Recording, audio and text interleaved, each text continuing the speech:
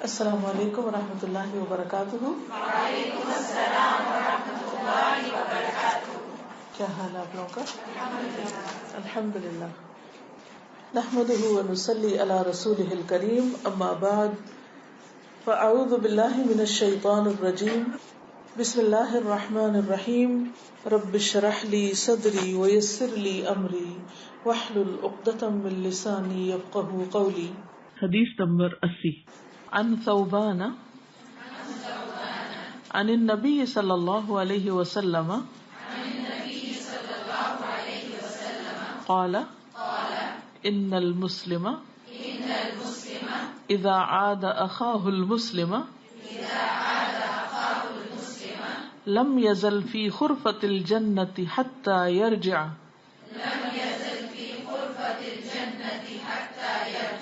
رواہ مسلم کتاب البر والصلہ۔ عن ثوبان عن النبي صلی اللہ علیہ وسلم قال ان المسلم اذا عاد اخاہ المسلم لم يزل في خرفة الجنة حتى يرجع رواہ مسلم کتاب البر والصلہ۔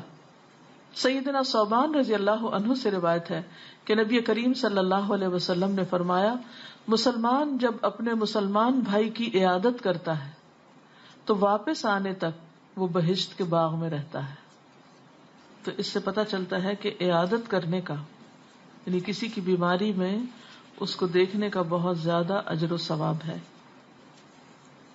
نیکی کے کسی بھی کام کو بوجھ نہیں سمجھنا چاہیے، بلکہ جو بھی موقع ملے خوشی کے ساتھ کرنا چاہیے۔ بعض لوگ مریض کے پاس کیوں نہیں جاتے؟ کیا سوچ کے کہ کہیں ہمیں بھی بیماری نہ لگ جائے، یا پھر یہ کہتے ہیں کہ اچھا اور لوگ ہیں نا دیکھنے والے، اگر ہم نے نہ بھی دیکھا تو کیا ہوا۔ ہر ایک کا اپنا اپنا مقام ہوتا ہے، ہر ایک کی اپنی اپنی جگہ ہوتی ہے، اس لیے جو موقع ہمیں مل رہا ہو وہ ہمیں نہیں گنوانا چاہیے، تو حد الوسع اس سے فائدہ اٹھانا چاہیے۔ بعض اوقات ہم صرف اپنے رشتہ دار یا دوست یا کسی ایسے شخص کی عادت تو کر لیتے ہیں جس سے ہماری کوئی جان پہچان ہو، لیکن اگر کوئی اجنبی بیمار ہو یا کم واقفیت والا، یا جس سے کوئی دوستی یا تعلق نہیں ہے، جس سے ہمیں کوئی فائدہ نہیں، یا جس نے ہمارے ساتھ کوئی بھلائی نہیں کی، تو ہم عموماً اس کی کیئر نہیں کرتے۔ لیکن پھر وہی بات ہے کہ جس کے دل میں اللہ نے رحم کا جذبہ ڈال دیا، وہ کسی کی بھی خوشی سے عادت کرے گا جہاں بھی اس کو موقع ملے، کیونکہ عیادت مسلمان مریض کا حق ہے، ہر مسلمان کا حق ہے، صرف اس مسلمان کا نہیں جس کو ہم جانتے پہچانتے ہو یا جس سے ہماری کوئی دوستی ہو۔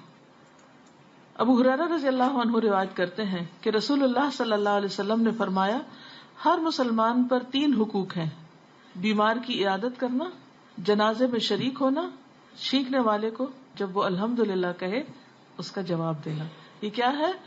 اگر آپ ایسا کرتے ہیں تو کوئی احسان نہیں کرتے، یہ آپ پر لازم ہے کہ آپ دوسرے کا حق ادا کریں، اس کا حق اس کو دیں، یہ آلریڈی اللہ نے اس کا حق لکھ دیا ہے آپ کے ذمہ، تو یہ ایک ذمہ داری ہے جو آپ پوری کر رہے ہیں۔ اچھا، بعض اوقات ہم سمجھتے کہ کوئی بہت بڑا مرض ہوگا تو پھر عیادت کریں گے، جبکہ چھوٹے چھوٹے امراض میں بھی عیادت کی جاتی ہے۔ مثلا آنکھ کے مریض کی عیادت، حضرت زید بن ارقم کہتے ہیں کہ میری آنکھیں دکھنے لگیں تو نبی صلی اللہ علیہ وسلم نے میری عیادت کی، اور اس کا اجر جو ہے کہ جنت کا باغ۔ اس میں آپ دیکھیے کہ اصل جنت تو قیامت کے دن ہی انسان جا سکے گا، لیکن بعض اعمال سے دنیا بھی جنت ہونے لگتی۔ دنیا میں جنت کب ہوتی؟ جب انسان کا دل راحت پاتا ہے، خوش ہوتا ہے، تو وہ خوشی کس سے ہوتی ہے؟ کوئی اچھا کام کر کے۔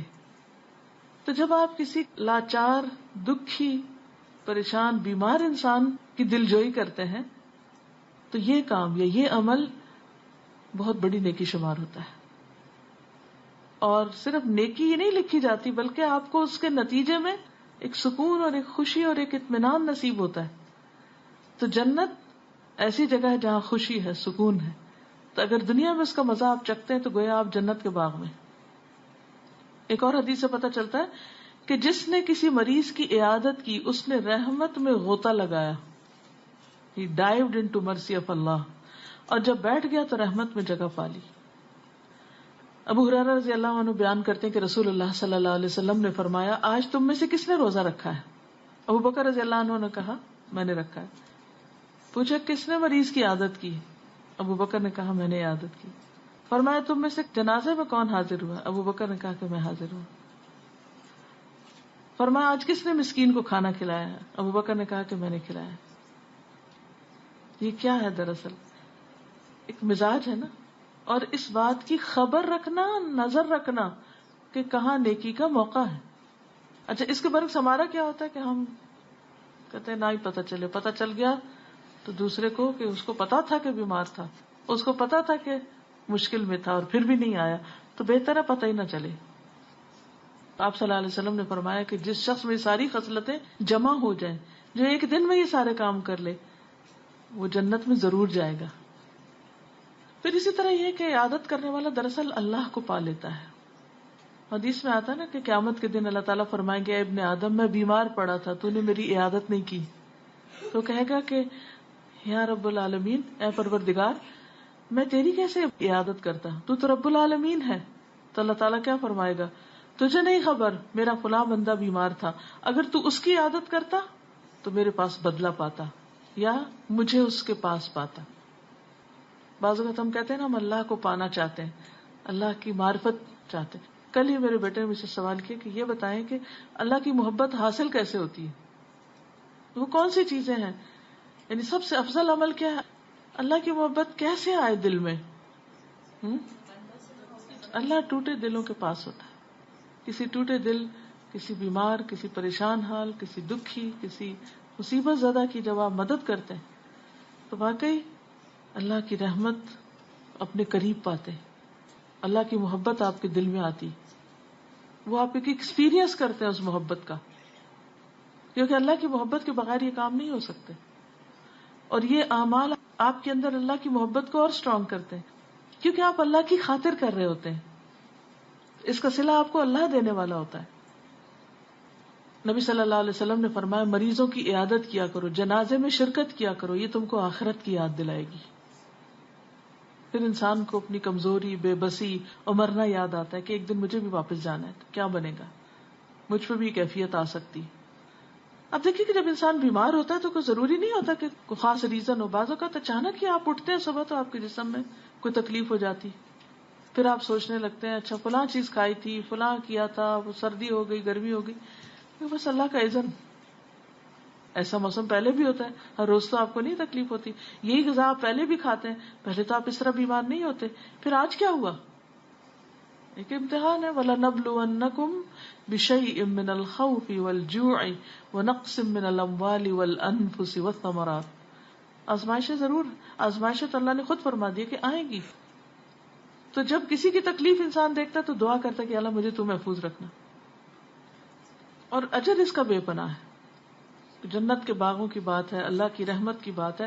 اور ایک حدیث سے پتہ چلتا ہے کہ اگر صبح کے وقت جائے تو شام تک 70,000 فرشتے اس کے لیے دعائے مغفرت کرتے ہیں، اور اگر شام کو جائے تو صبح تک 70,000 فرشتے اس کے لیے دعائے مغفرت کرتے ہیں. دیکھیے ہم ایک ایک کی محنت کرتے، پلیز ہمارے لیے دعا کر دیں، پلیز ہمارے لیے دعا کر دیں. اور جب کسی نیک انسان کو خاص طور پر دیکھتے ہیں تو اس کو تو ضرور ہی کہنا فرض سمجھتے ہیں کیونکہ اس کی دعا قبول ہوگی، یہ ہمارے اندر ہوتا ہے. دیکھیے انسانوں میں سے کوئی فرشتہ نہیں ہے، ہر انسان گناہگار ہے، چاہے وہ کتنا بھی نیک ہے، ہر ایک سے غلطیاں ہوتی ہیں. اور کس کو کیا خبر جس کو آپ نیک سمجھ رہے ہو اس کا کیا اور گناہ ہے کہ اللہ اس سے ناراض ہو، ہم تو نہیں جانتے.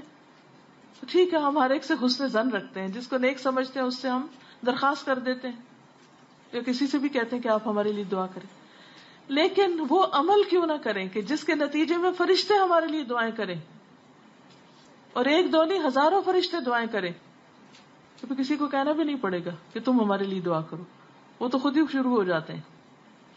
بعض اوقات نہیں جا سکتے، آپ فون کر لیں، ٹیکسٹ میسج کر دیں، ای میل کر دیں، ویسے ہی بیٹھ کے دعا کر دیں. جب کسی کا سنیں تو قبولیت کے اوقات میں دعا کریں، اپنے اوپر لے کے دعا کریں. کسی کی سرجری کا سنیں تو اپنا جسم کٹتا محسوس کریں اور اس درد سے پھر دعا کریں. تو آپ دیکھیں گے کہ انشاءاللہ جب آپ کسی کے لیے کریں گے تو ضرور اللہ کی رحمت کا لطف اٹھائیں گے. جی آپ. جیسے بہت دفعہ ہوتا ہے کہ ہم اگر بیمار ہیں اور ہم ناشکری میں نہیں مگر ویسے ہی ہم اللہ میرے کو بول رہے تھے اللہ میں یہاں درد ہو رہا ہے، اللہ میں یہاں درد ہو رہا ہے، ناشکری میں نہیں، مگر ایسی بات کر رہے ہوتے ہیں اپنے دل کا حال بیان ہاں کر. ایگزیکٹلی. یا بہت دفعہ ہمیں کسی کی بات بری لگ رہی ہے، ہم اس کے ساتھ بالکل ٹھیک ہے، مگر اللہ میں سے کہہ رہے ہیں دیکھیں اب وہ پھر سے یہ کہہ رہا ہے اور اب پھر یہ، تو یہ اس میں آئے گا کہ ہم جتنی چاہے کمپلین کر سکتے ہیں اللہ میں، جتنی چاہے کر سکتے ہیں، الحمدللہ. جس کی چاہے کر سکتے ہیں. اس سے بڑھ کر کون جانتا ہے، اور وہ تو کسی سے ذکر بھی نہیں کرے گا. استاذہ بعض دفعہ ایسی بیماری ہوتی ہے کوئی چاہتا نہیں کوئی اس کو اس حال میں دیکھے، ہر کوئی آئے اور اس کے پاس بیٹھے اور ٹھیک ہے، دیکھے اس کی حالت، تو کیا ایسے موقع پہ بھی پھر جانا چاہیے یا نہیں؟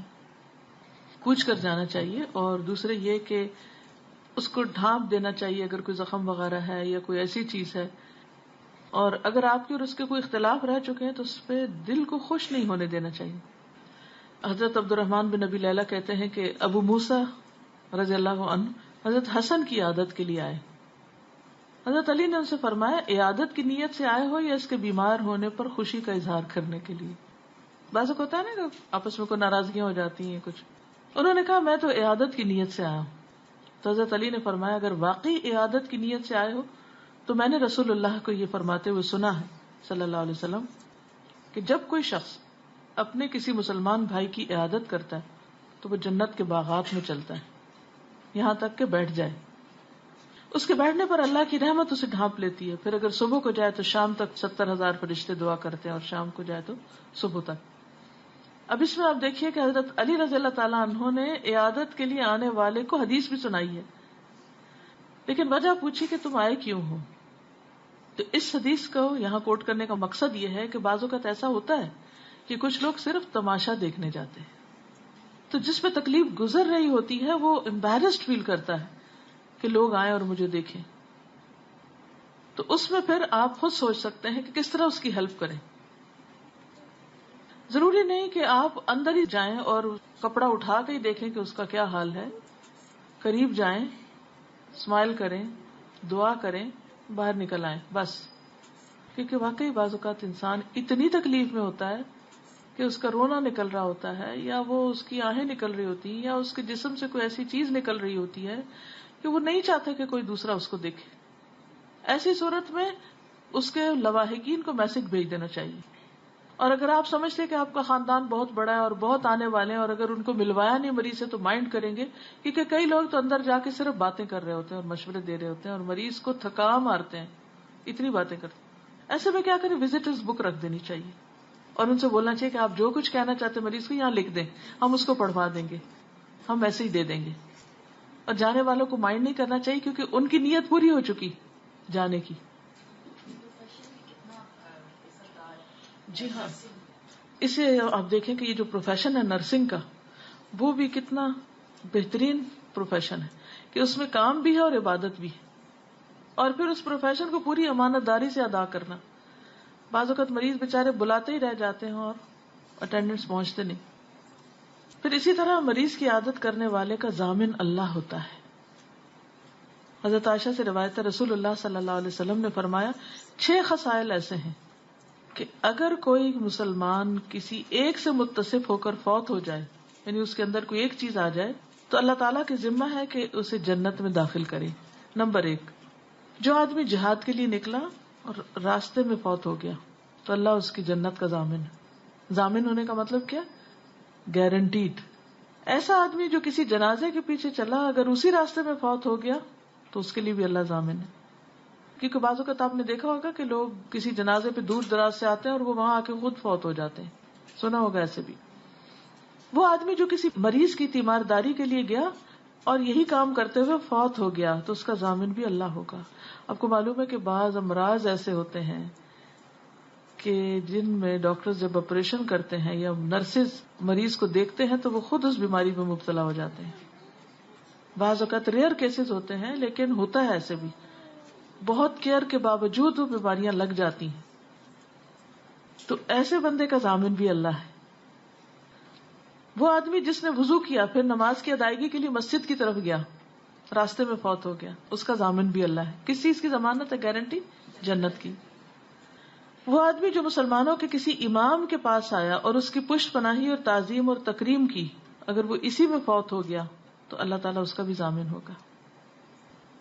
وہ آدمی جو گھر میں رہتا ہے نہ وہ کسی مسلمان کی غیبت کرتا نہ کسی کے لیے غصے یا سزا کا باعث بنتا ہے، یعنی اپنے عمل اور رویے سے کسی کو غصہ نہیں دلاتا. اگر وہ اسی حالت میں فوت ہو گیا تو بھی جنت میں جائے گا، یعنی اللہ اس کی جنت کا ضامن ہے. یعنی کچھ چیزیں تو گھر سے باہر نکل کے، اب آپ کہیں کہ میں تو اب گھر سے نکل ہی نہیں سکتی، کسی کے لیے کچھ کر ہی نہیں سکتی، تو ٹھیک ہے گھر میں رہیے، لیکن گھر میں رہ کے دوسروں کے لیے اذیت کا باعث نہ بنے. اس میں آپ دیکھیں کہ خواتین جیسے بڑی عمر کو پہنچ جاتی تو عموماً مزاج میں بہت چڑچڑاپن آ جاتا ہے. اب بچوں کی شادی جب کرتی ہیں، ساس بنتی تو بائی دا ٹائم اپنا مزاج خراب ہو چکا ہوتا ہے، بیماریوں میں گر چکی ہوتی، تکلیف میں مبتلا ہو جاتی. اب وہ بیٹھی تو گھر میں ہے لیکن گھر والوں کے لیے ایک عذاب بن گئی. اس سے پرہیز کرنا چاہیے. ہونا یہ چاہیے کہ جو عادت کسی کی بری لگے بس وہ اپنے سے نکالنے کی فکر کریں کہ میں نے یہ نہیں کرنا، عبرت پکڑیں. کیونکہ ہم دوسروں کے فالٹس تو ڈھونڈ لیتے ہیں لیکن کیا نہیں کرتے، یہ ریزولوشن نہیں بناتے، یہ عہد نہیں کرتے اپنے ساتھ کہ ہم نے یہ نہیں کرنا جو کسی کے لیے دکھ کا باعث بنا ہے. جی آپ فرمائیے. السلام علیکم. وعلیکم السلام. جو آپ نے بات کی ہے نا کہ جو عمر میں رسیدہ ہوتے ہو جاتی ہیں پھر گھر میں بیٹھ جاتی ہے اور ان کا مزاج تنگ ہو جاتا ہے، اسے صرف یہ شیئر کرنا چاہتی ہوں کہ میری والدہ اللہ ان کو رحم فرمائے کہ جب وہ عمر رسیدہ ہو چکی تھی اور الحمدللہ سے آدھے سے ان کے بچے شادی شدہ ہو چکے تھے، تو اس وقت الحمدللہ ان کا مزاج ایسا ہو چکا تھا کہ وہ کسی کے متعلق کسی کے خلاف بات کرنا پسند نہیں کرتی تھی. اگر ہم بچے ہوں یا ہمارے والد بھی یا کوئی بھی گھر آئے ان کے مہمان وغیرہ کوئی بھی، وہ ایسے دریغ نہیں کرتی تھی کہ ان کو منع کرنے سے، اگر وہ کرے بھی کسی کی غیبت نہ، وہ کہتے ہیں کہ ہم کیوں ان کے گناہ اپنے گلے ڈالیں، تو مہربانی کر کے اچھی بات کر سکتے ہیں تو کریں، نہیں تو بس چپ رہیں. الحمدللہ. وہ آخر کو ان کی عمر میں الحمدللہ اسی سے ان کو چپ لگ گئی تھی، ویسے نہیں کہ بس ناراض ہو کے، نہیں، وہ اس سے گریز کرتی تھی کوئی کسی خلاف بات نہ کرے. کہتی میں ابو بکر کی طرح منہ پہ پتھر تو نہیں ڈال سکتی لیکن میں چپ رہ سکتی ہوں. نیکیاں جو کمانی ہے وہ کمائے، دوسروں کے اپنی گلے نہ ڈالے بدیاں. شکریہ. اس سے بہت بڑی سیکھنے کی بات ہے کہ اگر آپ باہر جا کے نہیں نیکی کر سکتے تو گھر میں رہ کے بھی کر سکتے ہیں، لیکن کس طرح کہ کسی کی غیبت نہ کریں، کسی کو غصہ دلانے والی کام یا کسی کو سزا دلانے والے کام نہ کریں. سزا دلانے والے کام کون سے؟ مثلا ساس گھر میں جب بیٹا آئے تو بیٹے کے کان بھر دے بہو کے خلاف اور وہ اٹھے اور بیوی کی مار پٹائی شروع کر دے، یہ اس کے بالکل برعکس. کیونکہ جب انسان گھر میں رہتا ہے نا تو بعض اوقات اس کو بہت سی خامیاں گھر میں نظر آنے لگتی ہیں. یہ کہاں سے آیا، یہ کیوں گیا، وہ کیا کر رہا ہے، وہ صبح کیا کر رہا تھا، شام کیا ہوا، پھر گمان سے کام لینے لگتا ہے، شیطان وسوسے ڈالنے لگتا ہے. تو ایسے میں اپنے آپ کو کنٹرول کرنا اور نیکی کے راستے پہ جما کے رکھنا مشکل کام ہوتا ہے. اب عیادت کے تھوڑے سے آداب بتا دیتی ہوں کہ کیسے عیادت کرنی چاہیے. ابن عباس سے روایت ہے کہ نبی صلی اللہ علیہ وسلم جب کسی مریض کی عیادت کو جاتے تو اس کے سرہانے کے پاس بیٹھتے، یعنی قریب ہو کے بیٹھتے اس کے بعد 7 مرتبہ کہتے اسأل اللہ العظیم رب العرش العظیم ان یشفیہ. اگر اس مریض کی وفات میں ابھی تاخیر ہوتی تو وہ شفا پا جاتا. تو آپ کیا کریں؟ نبی صلی اللہ علیہ وسلم کی اس سنت کی پیروی میں سرہانے کے پاس بیٹھے 7 بار اس پر یہ دعا پڑھ دیں. بہت آسان دعا ہے. الوداع کا ایک کارڈ بھی اس پہ بنا ہوا ہے تو اپنے بیگ میں رکھنا چاہیے، جب کبھی ایسی جگہ جانے کا اتفاق ہو تو کھول کے دیکھ کے بھی پڑھ سکتے ہیں. اسأل اللہ العظیم رب العرش العظیم ان یشفیہ. ربیع بن عبداللہ بیان کرتے ہیں میں حسن کے ساتھ قتادہ کی عیادت کے لیے گیا تو حسن قتادہ کے سر کے پاس بیٹھے تھے. ان سے حال پوچھا، ان کے لیے دعا کی کہ اے اللہ ان کے قلب کو شفا دے اور ان کی بیماری کو دور کر دے.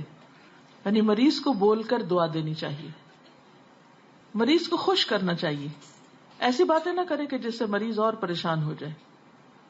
ابو ہریرہ سے روایت ہے کہ نبی صلی اللہ علیہ وسلم نے ایک بیمار آدمی کی عیادت کی تو فرمایا خوش ہو جاؤ.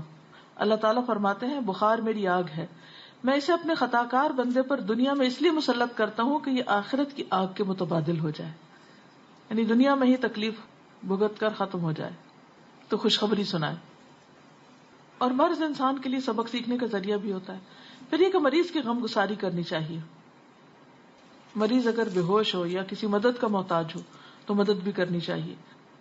جابر بن عبداللہ کہتے ہیں کہ میں ایک مرتبہ بیمار پڑا، نبی صلی اللہ علیہ وسلم اور ابو بکر رضی اللہ عنہ پیدل میری عیادت کے لیے تشریف لائے.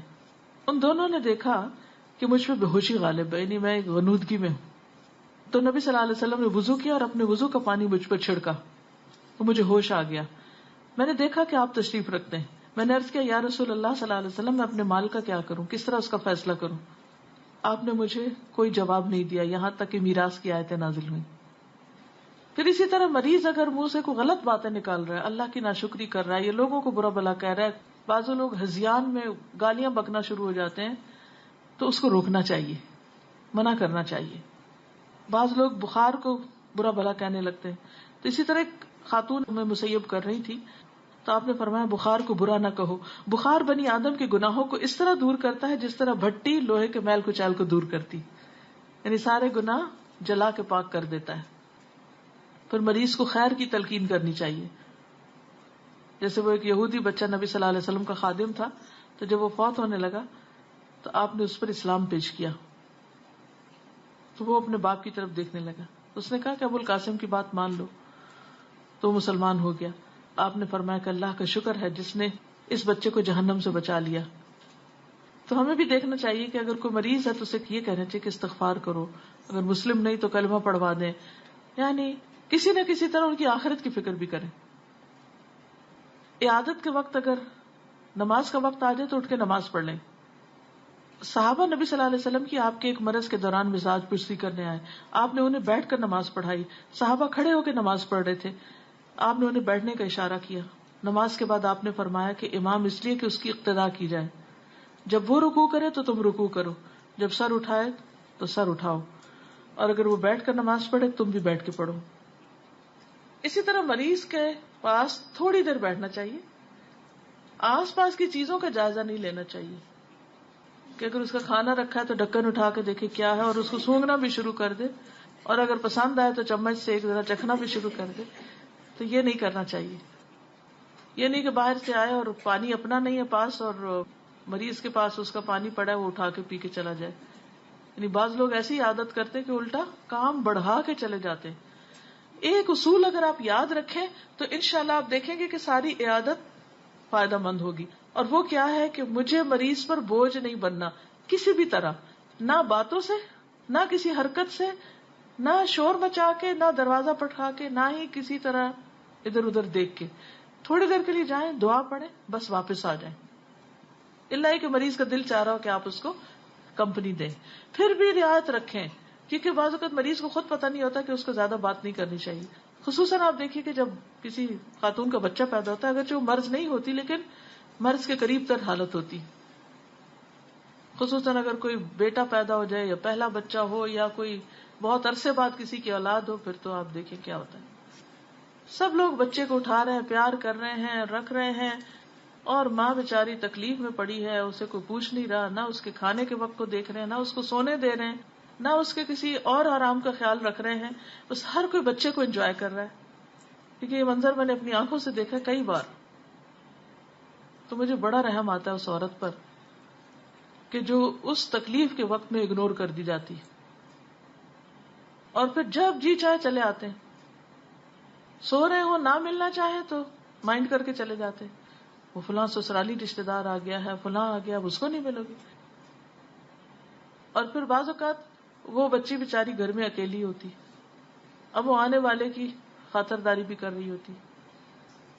مجھے خود اچھی طرح یاد ہے کہ جب میری تیسری بیٹی پیدا ہوئی تو میں اس وقت گلاسگو میں تھی. تو اس وقت میرے پاس اس طرح کوئی فیملی ممبر نہیں تھا، تو اب اس لیے، اور فرینڈز وغیرہ تو تھی. لیکن ہوا یہ کہ اگرچہ مئی کا مہینہ تھا، کچھ سردی تھوڑی بہت ہی تھی، زیادہ نہیں تھی. لیکن ایک دن ایسا، وہ تیسرا دن تھا یا چوتھا دن تھا کہ میں بیٹھی ہوئی تھی، ایک شخص آیا، دوسرا آیا، تیسرا آیا، نہ میں اٹھ سکی، نہ میں کچھ کھا سکی. شام تک بخار ہو گیا، بخار نمونیا میں بدل گیا، ہسپتال اٹھا کے بھیج دیا. 2-3 دن مجھے ہسپتال رکھا گیا. یعنی ایسی شدید بیماری کا اٹیک ہو. کیونکہ بعض اوقات آنے والے، یعنی کہ ان کو زکام ہوتا ہے یا نزلہ ہوتا ہے یا کچھ اور، تو جو مریض ہوتا ہے وہ کمزور ہوتا ہے، وہ آنے والوں کا بھی انفیکشن کیچ کر جاتا ہے.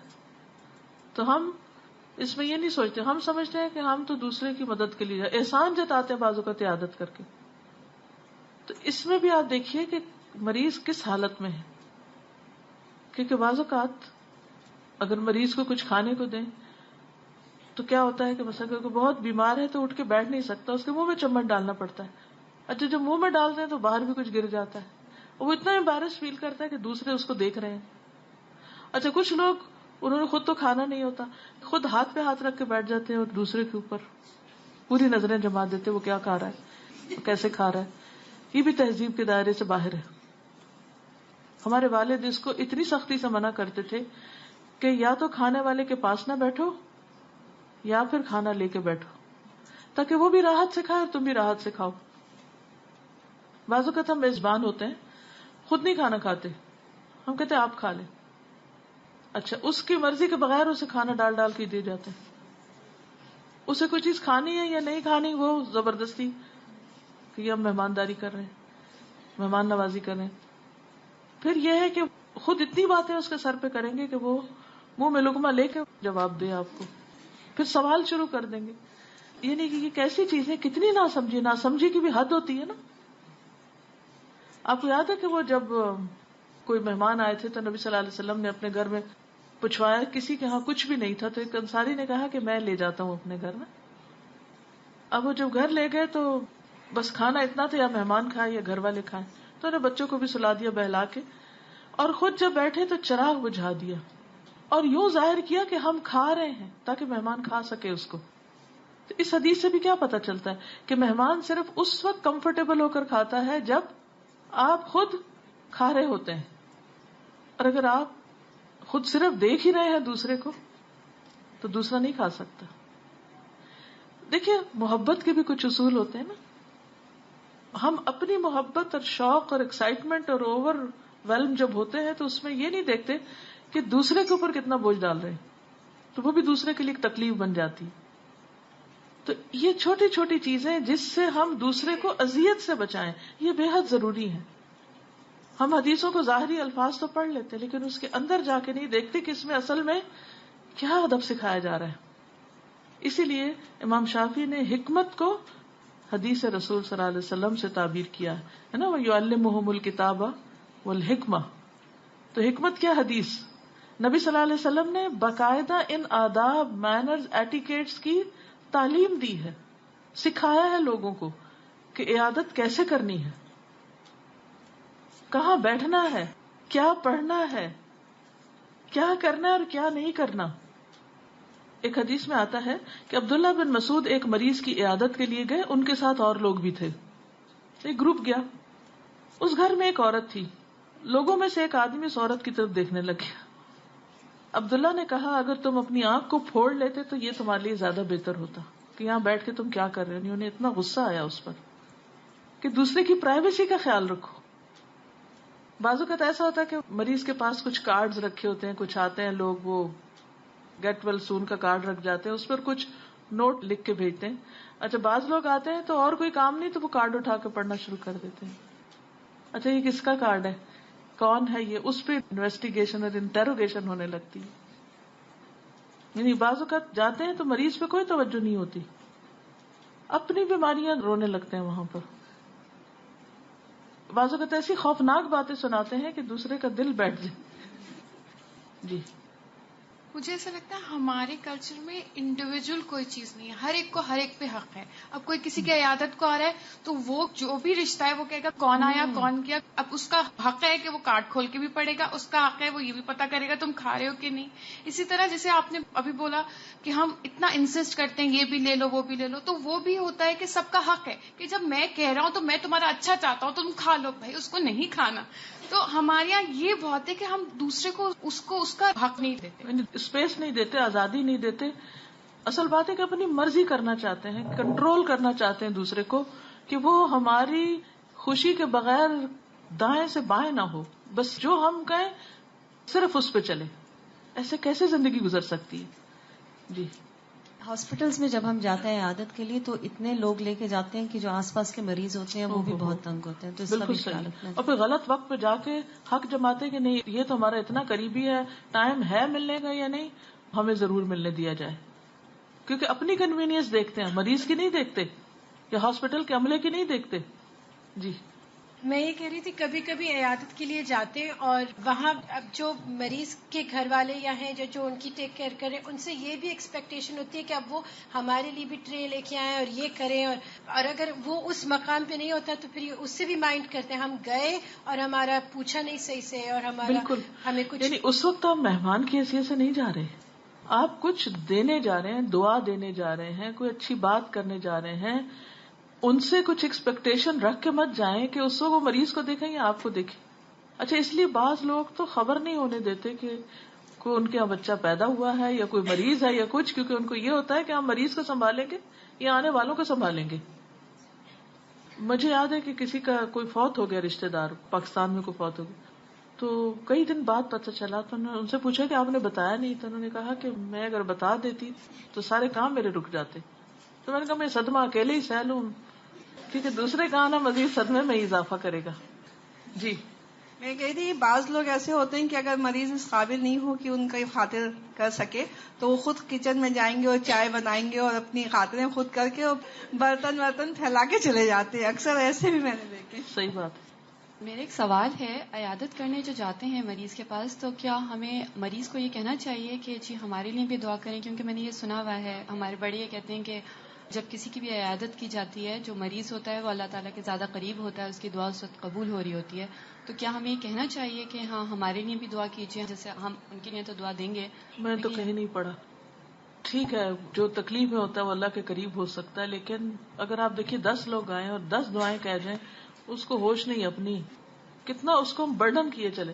یعنی یہ یاد رکھیے کہ ہم عیادت کسی کے غم یا تکلیف کو ہلکا کرنے کے لیے کر رہے ہیں, نہ کہ اس کو بڑھانے کے لیے. ہر کوئی یہ معیار اگر رکھ لے کہ مجھے بوجھ نہیں بننا عیادت کے نام پر, تو انشاءاللہ اللہ تعالیٰ خود ہی رستے سجا دے گا, ہر چیز کا ایک میزان دے دے گا کہ کیا کرنا اور کیا نہیں کرنا. جی ہاں, فرشتے تو 70,000 دعا کر رہے ہیں, تو مریض کو کیوں مشکل میں ڈال رہے ہیں. بعض اوقات ہاسپٹل میں یا ہاسپٹل کے ساتھ روم بک کرانے پڑتے ہیں صرف وزٹرز کو اٹینڈ کرنے کے لیے, اور پھر وقت کے ساتھ ساتھ کھانے کا انتظام کرنا پڑتا ہے. اب ایک تو آپ مریض کے لیے پے کریں اور پھر اس کے اوپر آنے والوں کے روم کے لیے پے کریں. اگر کوئی پیشنٹ کے پاس جاتے ہیں ہاں جو کوما میں ہے تو ہم تو اس کو دعا دیں گے, اس کے علاوہ ہم اس کے لیے کیا کر سکتے ہیں؟ دعا ہی دے سکتے ہیں کہ اللہ تعالیٰ اس کی مشکل آسان فرمائے, اس کی طرف سے صدقہ دے دے کہ صدقہ بلاؤں کو ٹالتا ہے. جی بعض دفعہ استاذہ ایسے ہوتا ہے کہ اگر ہم بیمار ہوتے ہیں تو ہماری عیادت کے لیے لوگ آتے ہیں, تو اسپیشلی جب گھر والے ہوتے ہیں تو وہ کیا کرتے ہیں کہ آس پاس کی چیزیں دیکھنے شروع ہو جاتے ہیں, پھر اگر کچن میں کھانا پڑا ہوا ہے یا کچھ نٹس پڑے ہوئے تو کھول کے کھانے بھی لگ جاتے ہیں. تو یہ سب بچوں کو بھی ہمیں کہنا ہے کہ ہم کسی کے گھر جائیں تو ہمیں بالکل شور نہیں مچانا یا کسی کی چیز کو ہاتھ نہیں لگانا, جس اپنا کام کر کے پھر باہر نکل آنا. بالکل. جی استاذہ ایک چیز اور بھی دیکھیں, جیسے اگر ہم مریض کی بات کریں, آپ کسی مریض کو دیکھنے گئے, بعض اوقات روم میں ایسے ہوتے ہیں کچھ پیشنٹ جو بےچارے لیٹے ہوتے ہیں انہیں کوئی دیکھنے نہیں آتا, تو اگر آپ ان کو بھی دیکھیں, کیونکہ یہ میرا خود کا ذاتی ایکسپیرینس ہے, جب میری بیٹی پیدا ہوئی میں ہاسپٹل میں تھی اور میرے ہسبینڈ بھی میرے پاس نہیں آ سکتے تھے, جاب اس ٹائپ کی تھی, تو وہ خاتون مجھے آج تک یاد ہے اور مجھے بہت اچھا لگتا ہے کہ ان کی بیٹی کی بھی ڈلیوری تھی, وہ ان کے پاس کھڑی ہوئی, 2 خاتون دم کری تھی, جب انہوں نے مجھے دیکھا وہ میرے پاس آئی اور میرے سر پہ ہاتھ پھیرتی رہی اور دم کرتی رہی, تو میں آج تک ان کو بھولی نہیں اور میرے ذہن میں رہتا ہے. تو اس لیے میں سوچتی ہوں کہ ہمیں دوسروں کا بھی خیال رکھنا چاہیے جو دوسرے پیشنٹ ہیں. بالکل. اچھا اس میں آپ کیا کر سکتے ہیں کہ اشارے سے سلام کریں, اسمائل کریں, اشارے سے ان سے پوچھیں کہ میں آپ کی ہیلپ کروں, قریب آؤں. اگر وہ اجازت دیں تو ان سے پوچھ لیجئے کہ میں آپ کے لیے کیا کر سکتا. عربی میں کہتے ہیں نا ایو خدمہ, یعنی میں حاضر ہوں, کوئی بھی خدمت ہو. بعض لوگ مائنڈ کرتے ہیں, بعض اوقات ہمیں جھجک ہوتی ہے کہ پتہ نہیں ان کو اچھا لگے گا یا نہیں, تو تھوڑا اسمائل سلام کے ذریعے معلوم کر لیجئے دوسرے کی خواہش کہ وہ کیا چاہتا ہے, اور اس کی جھجک اور ڈر دور کر دیجئے. استاذہ بہت دفعہ ایسا ہوتا ہے کہ جب ہم دیکھنے جاتے ہیں, مریض کی عیادت کرنے جاتے ہیں, تو بکے لے کے جاتے ہیں, کارڈ لے کے جاتے ہیں. میں اس طرح کرتی ہوں, میں ایک باسکٹ بناتی ہوں جس میں ایک زمزم کی بوتل ہوتی ہے, کھجوریں ہوتی ہیں, فگس ہوتے ہیں, اور تھوڑا سا زیتون کا تیل, کلونجی, ان سب کی ایک باسکٹ بنا کے میں یہ لے جاتی ہوں. تو مجھے آپ سے یہ پوچھنا ہے کہ ایسے کیا چیز ہم لے کے جا سکتے ہیں؟ زبردست آئیڈیا, تو بہت ہی اچھا ہے, کیونکہ یہ ساری چیزیں دوسرے کے استعمال کی ہیں اور ان میں شفا ہے. گڈ. السلام علیکم استاذہ. وعلیکم السلام. میرے ہسبینڈ جو ہے ان کا بیسکلی سرجری سے تعلق ہے, تو ہمارے پاس ابھی پچھلے ویک میں ایک کیس آیا تھا, کچھ ایکسیڈنٹ کیس تھا جس میں صاحب کا اتنا برا ایکسیڈنٹ ہوا کہ ان کا پیٹ پھٹ گیا تھا اور باقاعدہ ان کی آنتیں جو تھیں وہ باہر آ گئی تھیں. اب وہ اتنی میجر قسم کی سرجری تھی جس میں ہم لوگوں کو 9 to 10 hours آلموسٹ سرجری کو کرنے میں ان کی ریپیئرنگ میں لگ گئے. اب آبویسلی ایسی سچویشن میں یہ ہوا کہ جو باقی گھر والے تھے وہ کافی زیادہ پوزیسو ہو گئے اینڈ ایموشنلی بھی کافی ڈاؤن تھے ان تمام چیزوں کو لے کر. Well it was such a difficult thing because وہ جو ہمارا وارڈ تھا وہاں پر کچھ کینسر پیشنٹس جو کہ بالکل لاسٹ اسٹیج کے تھے اینڈ کچھ اس طرح کے بھی تھے کہ جن کی وہ ٹانگیں وغیرہ کٹی ہوئی اور اس طرح کے سارے کیسز تھے. اب ایسے میں آلدو ٹھیک ہے ہماری پوری ٹیم جو ہے بہت ہی ڈفیکلٹیز کو فیس کر رہی تھی اینڈ جو گھر والوں نے تماشا کیا ہوا تھا it was really very difficult. ان تمام لوگوں کو ہینڈل کرنا ہمارے لیے اتنا مشکل ہو گیا تھا. اینڈ جیسے ہی سرجری ختم ہوئی اب پیشنٹ اس اسٹیٹ آف مائنڈ میں ہی نہیں تھا کہ وہ بات کرے, لیکن جو مطلب ایک ہنگامہ تھا اور جو شور تھا باقی لوگوں کا کہ نہیں ہمیں ملنے دیا جائے اور ورنہ ادروائز ہم کمپلین کر دیں گے اور یہ ہوگا وہ ہوگا. ایسے میں پھر میں نے یہی کیا کہ یہاں سے جو آیت شفا کے کارڈز ہیں وہ لے جا کر لوگوں کو ڈسٹریبیوٹ کیے. تو واقعی مجھے بھی آپ جو بتا رہی تھی مجھے یہ بہت ایک اچھی ٹپ ملی اس سے کہ اس طرح کی ایک ریکارڈ بک جو ہے وہ رکھنی چاہیے اور وی شوڈ ٹیل دیم کہ آپ جو بھی کہنا چاہتے ہیں وہ لکھ دیجیے تاکہ باقی لوگوں کے لیے بھی اذیت نہ ہو. بالکل.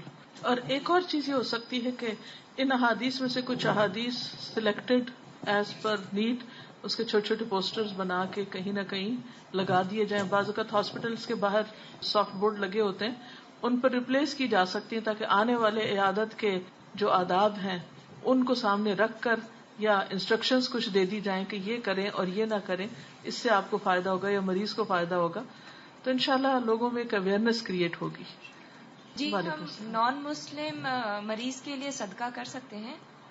ایسا سچ اس کو پہنچے گا نہیں کیونکہ اس کی نیت نہیں ہے اس کام کے لیے, مگر صدقہ بہرحال فائدہ دیتا ہے. آپ اس کو بتائیے, اس کو اسلام پیش کیجیے جیسے نبی صلی اللہ علیہ وسلم نے اس یہودی لڑکے کو اس حالت میں اسلام کی دعوت دی.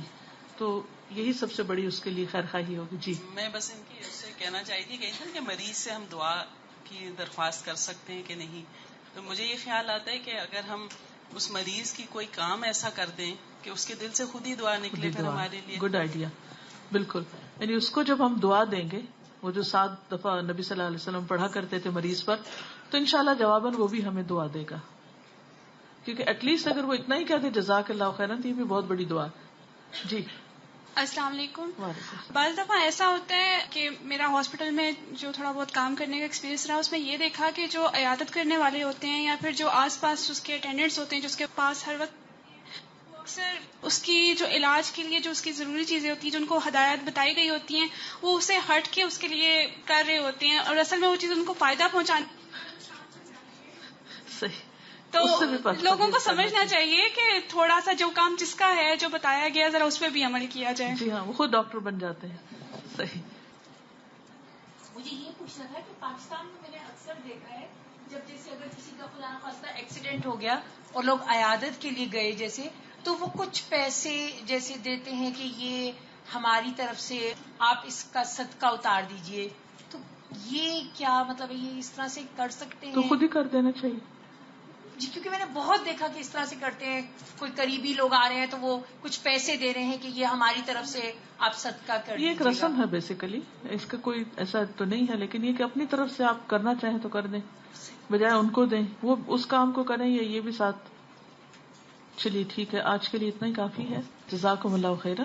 سبحانک اللہم و بحمدک, نشہد ان لا الہ الا انت, نستغفرک و نتوب الیک. السلام علیکم و رحمۃ اللہ وبرکاتہ.